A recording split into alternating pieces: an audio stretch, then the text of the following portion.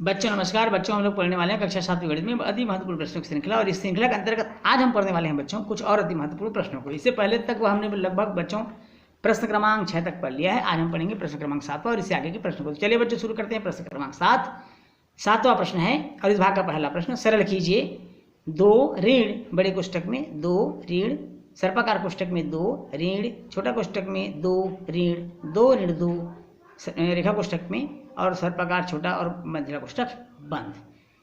तो चलिए बच्चों इसको शुरू करते हैं। और शुरू करने के लिए सबसे पहला काम हमको ये करना होगा, रेखा कोष्टक से शुरुआत करते हैं बच्चों। और रेखा कोष्टक से शुरुआत करते हुए रेखा कोष्टक हल करेंगे, फिर छोटा कोष्टक हल करेंगे, फिर मझला कोष्टक हल करेंगे, फिर बड़ा कोष्टक हल करेंगे। तो चलिए रेखा कोष्टक से शुरू करते हैं। 2 ऋण 2 ऋण मंझला कोष्टक 2 ऋण 2 ऋण 2 में 2 घटाने से हमको मिलेगा 0 और इस तरह से रेखा कोष्टक हमारा हो गया हल। अब रेखा कोष्टक के बाद बच्चों छोटा कोष्टक हल कर देंगे, अर्थात 2 में 0 घटाने से हमको मिलेगा 2 और इस तरह से छोटा कोष्टक भी हमारा हल हो गया। छोटा कोष्टक के बाद हम चलेंगे बच्चों मंझला कोष्टक की ओर। 2 ऋण 2 में 2 घटाने से हमको मिलेगा 0 और इस तरह से मंझला कोष्टक भी हल हो गया। फिर हम चलते हैं मंझला कोष्टक के बाद बड़ा कोष्टक हल करते हैं। 2 में 0 घटाने से हमको 2 मिलेगा, अर्थात 2 ऋण 2 बराबर हो जाएगा 0। इस तरह बड़ा कोष्टक भी हल हो गया और ये हमारा आंसर हो गया। बहुत सरल प्रश्न था। हमेशा याद रखिएगा बच्चों, रेखा कोष्टक से शुरू करते हुए बड़े कोष्टक की ओर हमको सवाल को हल करते हुए आगे बढ़ना है। चलिए देखते हैं अगला प्रश्न। x का मान क्या होगा यदि 4 घात x बराबर 64 हो। तो यहाँ पर हम क्या करेंगे बच्चों, एक तरफ 4 घात x बराबर 64, दूसरी तरफ 64 दिया हुआ है, एक तरफ 4 दिया हुआ है। तब हम क्या करेंगे, 64 को 4 की घात के रूप में तोड़ देंगे। वो कैसे तोड़ेंगे बच्चों, 64 का हम गुणनखंड करेंगे तो 4 गुणित 4 गुणित 4 3 बार हमको प्राप्त होगा। 4 चौक 16 चौक 64। अब यहाँ पर देखिए बच्चों 4 यहाँ पर 3 बार आया है। कितनी बार आया है, 3 बार। अब यहाँ 4 और 4 अर्थात आधार समान है। हम घातांकों की तुलना कर देंगे। घातों की क्या कर देंगे बच्चों, तुलना। घातों की तुलना करने पर जब हम घातों की तुलना करेंगे तो अब हमको क्या मिलेगा, 100 बराबर 3 मिलेगा। कितना मिलेगा बच्चों, 100 बराबर 3, जो इस प्रश्न का आंसर होगा। चलिए देखते हैं अगला प्रश्न। 2xy ऋण 4xy और 8xy का योग ज्ञात कीजिए। हमको योग ज्ञात करना है बच्चों। कैसे, सबसे पहले हम प्रश्न पर लिख लेते हैं 2xy कामा ऋण 4xy और 8xy। हमको सब कुछ जोड़ना है, योग ज्ञात करना है। क्या ज्ञात करना है, योग ज्ञात करना है। योग ज्ञात करने का चिन्ह होता है धन बच्चों, इसलिए हम इसको इस तरह से लिखेंगे 2xy धन ऋण 4xy धन 8xy। अब यहाँ पर धन है, यहाँ पर ऋण है बच्चों, तो धन और ऋण का गुणा ऋण होता है, तो इसको हम इस तरह से लिख लेंगे 2xy ऋण 4xy धन 8xy। अब सभी पदों में आप देखेंगे xy कॉमन निकल जाएगा बच्चों, तो अंदर क्या बच जाएगा, यहाँ 2 बचेगा, यहाँ ऋण 4 बचेगा और यहाँ धन 8 बचेगा। कब, जब हम xy बाहर निकालेंगे, उभयनिष्ठ निकालेंगे, कॉमन निकालेंगे। 8 में 2 जोड़ देंगे क्यों बच्चों, क्योंकि दोनों धनात्मक है, तो 8 और 2 10 होता है। 10 में 4 घटा देंगे तो 6 बचेगा और बाहर में xy है, तो 6 xy हमारे इस प्रश्न का क्या हो जाएगा, आंसर हो जाएगा। चलिए बच्चों देखते हैं अगला महत्वपूर्ण प्रश्न। संख्या तथा उसके तिगुने का आरेखीय निरूपण करना है। आरेखीय निरूपण के लिए बच्चों आपको ग्राफ पेपर की आवश्यकता होगी, या अगर ग्राफ पेपर उपलब्ध नहीं है तो आप यहाँ भी बना सकते हैं, लाइन वाले में बना सकते हैं। चलिए एक प्रश्न को मैं लाइन में बनाकर बताता हूँ। सबसे पहले तो हम इसको हल कर लेते हैं, और हल करते समय हमको 2 कॉलम लेना होगा, 2 पंक्ति बनानी होगी, और इन दोनों पंक्तियों में हम देखेंगे बच्चों, एक तरफ हम लिख लेंगे संख्या को हम मान लेते हैं x, और उसके तिगुना अर्थात 3 गुणित संख्या अर्थात उसको मान लेते हैं 3x। ध्यान समझिएगा बच्चों, यदि हम संख्या 1 लेते हैं तो 3x अर्थात 3 एकम 3 हो जाएगा। संख्या अगर हमने 2 लिया तो 3 दूनी 6 हो जाएगा। यदि इसी प्रकार हमने संख्या ऋण 1 लिया बच्चों, तो 3 का गुणा ऋण 1 से करेंगे तो ऋण 3 हो जाएगा। और यदि हमने ऋण 2 लिया तो 3 दूनी 6 अर्थात ऋण 6 हो जाएगा। इस तरह से पहले हम क्या करेंगे, एक टेबल बना लेंगे, संख्या और उसके तिगुने का मान निकालेंगे। इसके बाद हम चलेंगे आलेख की ओर। आलेख के लिए आपको स्केल की आवश्यकता पड़ेगी, तो स्केल से आप क्या करेंगे, यहाँ पर एक आलेख बनाते हैं। चलिए देखते हैं। इस तरह से हम 2 अक्ष का निर्माण कर लेंगे। एक x अक्ष हो जाएगा, दूसरा y अक्ष हो जाएगा बच्चों। 2 एक्सिस का निर्माण कर लेंगे, जो दोनों काटते हैं उसको हम मूल बिंदु कहते हैं, जिसके निर्देशांक 0 0 होता है। स्केल की मदद से आप इस तरह समान भागों में बांट लीजिए। 1 2 3 4 5 6 इस तरह से आप समान दूरियों पर इस तरह से निशान लगा लीजिए। इधर एक्स में दाईं ओर धनात्मक होता है, बाईं ओर ऋणात्मक होता है, ऐसी वाई में ऊपर की ओर धनात्मक होता है बच्चों, और नीचे की ओर वाई में ऋणात्मक होता है। तो समान दूरियों पर इस तरह से आप निशान लगा लीजिए, जिससे कि आप बिना ग्राफ पेपर की मदद से भी आप बना सकते हैं, बिना ग्राफ के बना सकते हैं। लेकिन बच्चों ध्यान रखिएगा, इसको बनाने के लिए ग्राफ की आवश्यकता पड़ती है। तो चलिए हमने इस तरह से समान खंड दूरियों पर हमने एक निशान लगा लिया है।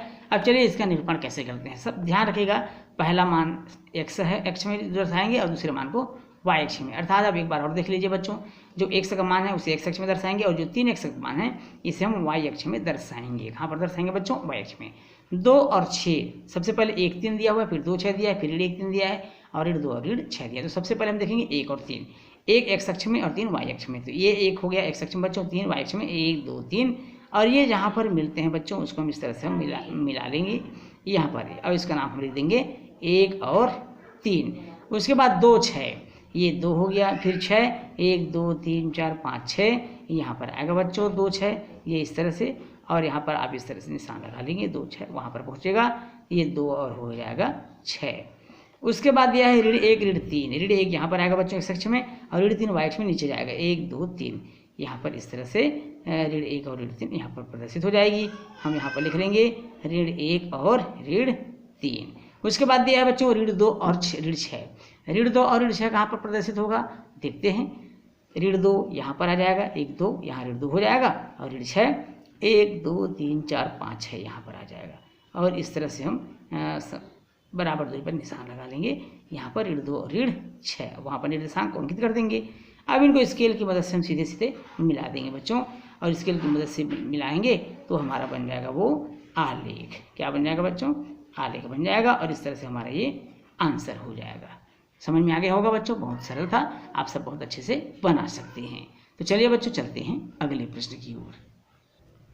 मूलधन 800 रुपये का 10% प्रतिवर्ष की दर से, ध्यान रखेंगे बच्चों, मूलधन 800 रुपये का 10% प्रतिवर्ष की दर से विभिन्न वर्षों के संगत साधारण ब्याज प्राप्त कर आलेख या आरेख खींचिए। तो चलिए इसके लिए हम क्या करेंगे बच्चों, सबसे पहले एक समय को मान लेते हैं। मान लीजिए समय मानते हैं, माना कि समय 1 वर्ष 2 वर्ष 3 वर्ष इस तरह से मान लेंगे, 1 2 3 4 वर्ष, ऐसा हमने मान लिया है समय को। अब समय को मानने के बाद हम साधारण ब्याज निकालते हैं। पहले वर्ष के लिए साधारण ब्याज, पहले वर्ष के लिए साधारण ब्याज, और साधारण ब्याज का सूत्र क्या होता है बच्चों? मूलधन गुणित दर गुणित समय बटे 100। अब यहाँ पर 0 0 को काट दीजिए, 10 8 80 रुपये हो जाएगा।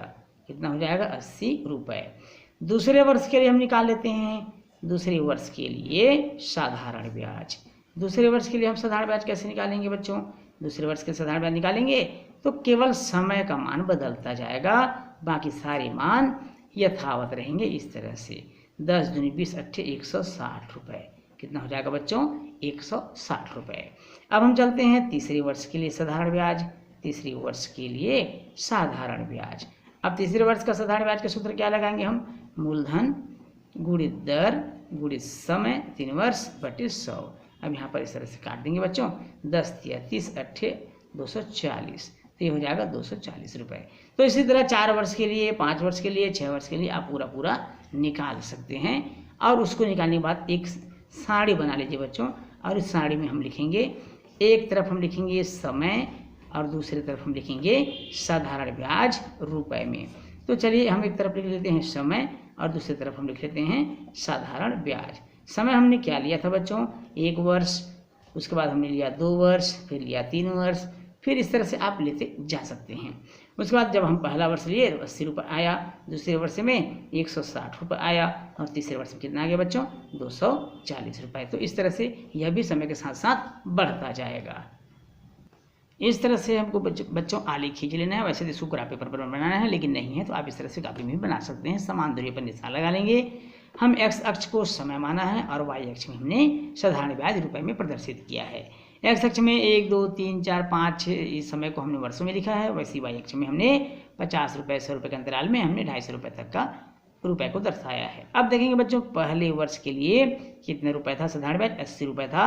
अर्थात लगभग यहाँ पर आएगा और यहाँ पर हम प्रदर्शित कर देते हैं, बिंदु को दर्शा देते हैं, इस तरह से बिंदु दर्शा देंगे। अब यहाँ पर दूसरे वर्ष के लिए कितना रुपये बच्चों 160 रुपये है, तो यहाँ पर आ जाएगा दूसरे वर्ष के लिए 160 रुपये। फिर तीसरे वर्ष के लिए कितना है बच्चों 240 रुपये, ये हो जाएगा 240 रुपये और ये हो जाएगा हमारा समय तीसरा वर्ष। फिर क्या करेंगे, इसको स्केल की मदद से इस तरह से मिला देंगे बच्चों, ये इस प्रकार से आप इसको मिला दीजिएगा। तो इस तरह से हमको मिल जाएगा एक आलेख जो समय और साधारण ब्याज के बीच खींचा गया है। बच्चों इस प्रश्न के साथ ही आज की क्लास हमारा यहीं समाप्त होता है। वीडियो अच्छा लगे तो वीडियो को लाइक और शेयर जरूर करिएगा बच्चों, और यदि आप चैनल में नए हैं तो चैनल को सब्सक्राइब करना बिल्कुल नहीं भूलिएगा। तो बच्चों आपसे फिर मुलाकात होगी अगले भाग में महत्वपूर्ण प्रश्नों के साथ, तब तक के लिए नमस्कार।